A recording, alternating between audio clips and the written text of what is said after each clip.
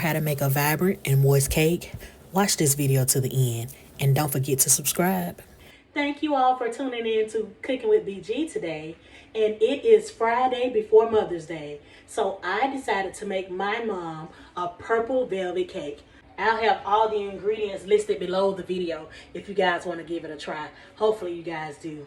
Now I have all my dry ingredients in this bowl. It's going to be 2½ cups of cake flour, 1 teaspoon of salt, and 1 teaspoon of baking soda. I got this all sifted and I gave it a good whisk. Make sure it's all combined. Now what I have is 1 3/4 cups of sugar, 1 3/4 cups of vegetable oil. You can use the oil of your choice. I decided to use vegetable oil, and we want to get this mixed to like a smooth consistency where you don't see any grain of sugar in here. So I'm going to cut my mixer on low. I always like to get a step ahead. So while this mixture is getting incorporated, I like to crack my eggs in a separate bowl.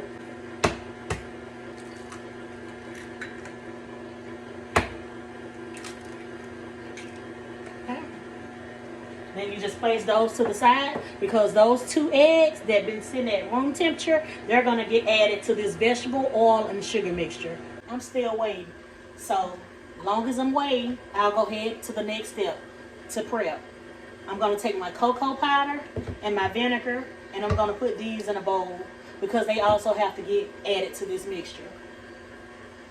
So with this cocoa, you're going to need 1 tablespoon.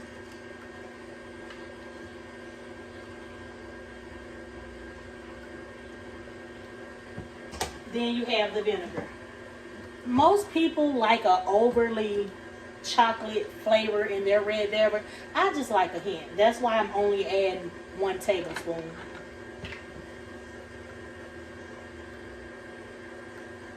In my years of baking, I've learned, especially making certain cakes, when it's dealing with the dry and wet, you have to come up with a way that's going to make the cake extra moist and not dry. And I found that separating the ingredients or breaking it down step by step, it just helps for me. So now this is the tablespoon of cocoa and the tablespoon of vinegar. I just like to use this.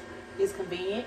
You'll go ahead and you'll stir this together. It should look something like this. Almost like a paste, but not quite a paste. And not too creamy, but something like this. Now I'm going to add my eggs to this mixture that I've been mixing. The eggs is going to give it that creamy butter almost texture. So you can add it one by one if you like. Just drop the eggs in there just like that.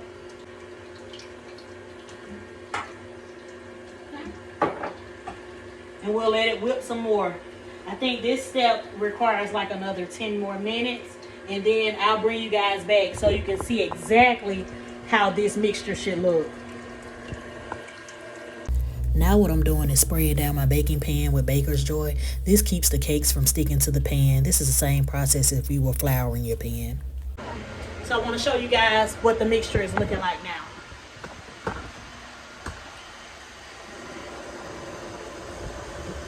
And let that up. So you can see it's a creamy mixture.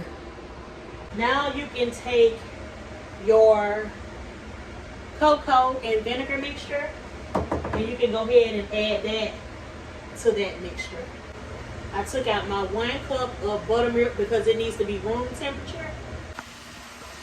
So now that I've added the cocoa, this has changed the mixture color to a light brown. I want to start mixing my wet, which is this buttermilk, and my dry ingredients, my cake flour that I mixed earlier. So we're going to just go back and forth mixing it until all of the ingredients are put into this bowl. You also don't want to over mix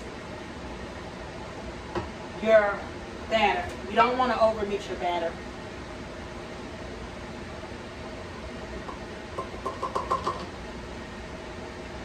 I do got to put a little pepper on it.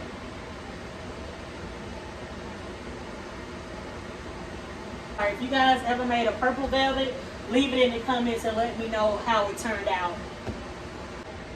Do you remember growing up and everybody used to be so excited for cakes to be baked so you could lick the bowl? I'm pretty sure I'm not the only one that used to be super excited to do that. Every cake came out, I didn't care. Pound cake, velvet cake, chocolate cake. I wanted this bowl. Before you add the color or after, that's up to you. You can add your vanilla flavor.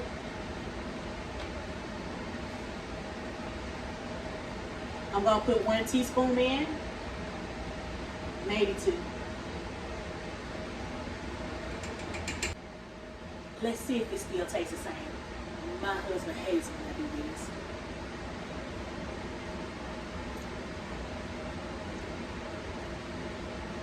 It tastes the same to me. I'm going to take this tip and put the color in. Now we're going to mix it up.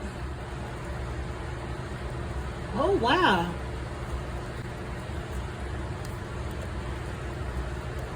Now when we get to this part, it's up to you how you want to pour your batter in there. You can use a measuring cup. You can use an ice cream scoop. I'm going to eyeball it. Almost blue, but it's purple. Gotcha.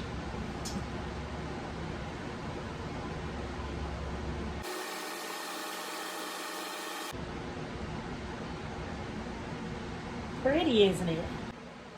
Now we're going to place my 2 pans in the oven. They're going to go on 350. I would say put them on 25 to 30 minutes, but just double check. Because these are the darker tin pans, so just double check. Now we're going to prepare icing. This is going to be like a cream cheese flavored icing. So you're going to need 8 ounces of cream cheese. And all of this should be at room temperature. 1 stick of unsalted butter. Those 2 together. And then we're going to let those cream. And then I'm going to add in 2 cups of powdered sugar. Then some vanilla. Vanilla extract flavoring. But it's up to you. You don't have to make cream cheese frosting because I know a lot of people don't care too much for it. You can just do regular icing if that's something that you desire. You go ahead and start your mixer and you'll put it on low. You don't want to get any air bubbles in there. So we'll just let this do what it's going to do. And then we'll be back. Now that the softened butter and the cream cheese is kind of smooth, I'm going to go ahead and add in my 2 cups of powdered sugar.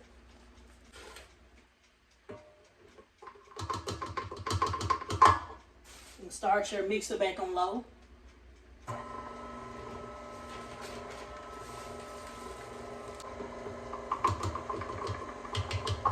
going to add just a little bit more. Just a little.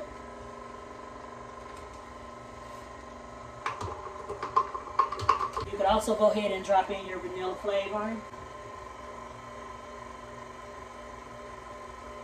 I'm going to drop 2 in there. Mix together.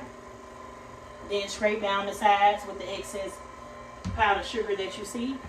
And then once that is done, I like to let mine cool off, so I'll place it in the fridge for when I get ready to ice in the cake. Now, while the icing or frosting, whatever you prefer to call it, is still mixing, the cakes are now cool. So I want to get the cakes transferred from the pan. I'm going to place it on wax paper so I can get ready to put it on the brown board because it's going to go in a box, okay? So I just wanted to show you guys how easily it's going to come out of the pan. I just take mine, flip it over.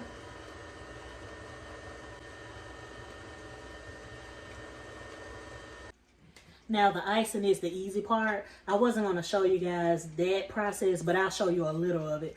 Just how you get it started. I normally just do a light coat, put it in the fridge, bring it back out, coat it again, and then we're done. So I'll just let you guys see how I start off. Spatula.